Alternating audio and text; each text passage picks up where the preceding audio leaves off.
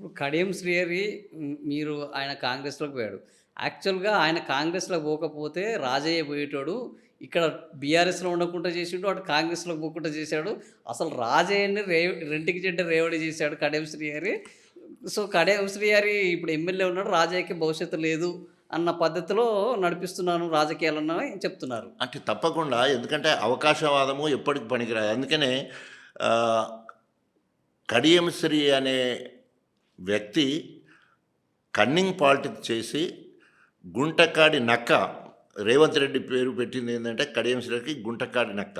హ్మ్. నువ్వేందో తేల్చుకో. హ్మ్. కొందరేమో నిన్ను మాదిగోళ్ళు కాదంటాను నిన్ను, హ్మ్. కొందరేమో బైన్లోళ్ళు అంటాను, కొందరేమో బీసీ పద్మశాల అంటుండు. నువ్వు ముందు తేల్చుకో అని చెప్పేసి రేవంత్ రెడ్డి అన్నాడు.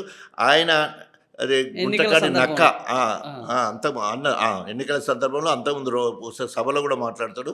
గుంటకాడి నక్క లెక్క కడియం శ్రీ ఉంటాడు. ఇవాళ నమ్మక ద్రోహానికి పరాకాష్ట కడియం శ్రీహరి గారు. హ్మ్. అరే బీఆర్ఎస్ పార్టీలో నిన్ను ఎంపీ ఇచ్చేసి ముఖ్యమంత్రి చేసి ఎమ్మెల్సీ 2 సార్లు చేసి ఎడ్యుకేషన్ మినిస్టర్ చేసి ఎమ్మెల్యే టికెట్ నీకు రాజ్యాంగబద్ధమైన అన్ని చట్టసభలలో అన్ని పదవులు నీకు ఇస్తే నమ్మించి మోసం చేసింది వదిలిపెట్టి నేను నీకు టార్గెట్ ప్రజాసేవ చేయడము నీకు బాధ్యత చెప్పింది ప్రజలకు సేవ చేయడానికి, రాజాన్ని పెంచడానికో తగ్గించడానికో కాదు కదా. రాజయ్య స్థితిగతుల మీద లేకపోతే ఆయన తినేదాని మీద మాట్లాడడానికి కాదు కదా. నువ్వు ఉన్నది ప్రజలకు సేవ చేయడానికి, నియోజకవర్గాన్ని అభివృద్ధి చేయడానికి. నేను అనేక సందర్భాల్లో ఛాలెంజ్ చేస్తున్నాను. నేను 2000 మన ఇద్దరి రాజకీయ అరంగేట్రం 94లో నేను దండోరా ద్వారా రాజకీయాలకు వస్తే నువ్వు టీడీపీలో జాయిన్ అయ్యి నువ్వు. సో మన ఇద్దరు రాజకీయ అరంగేట్రము నా దండో ద్వారా, నువ్వు టీడీపీ ద్వారా.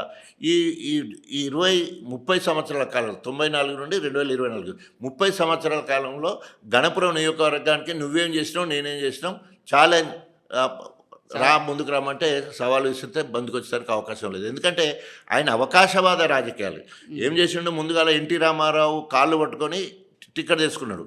ఎన్టీ రామారావు గారు నన్ను పిలిచి నాకు టికెట్ ఇస్తానంటే I hate politics, I don't want to come in to politics, I have my own commitments to develop my hospital అని చెప్పేసి దగ్గుబాటి నా దగ్గరికి అల్లుని పంపించిండు ఎన్టీ రామారావు గారు.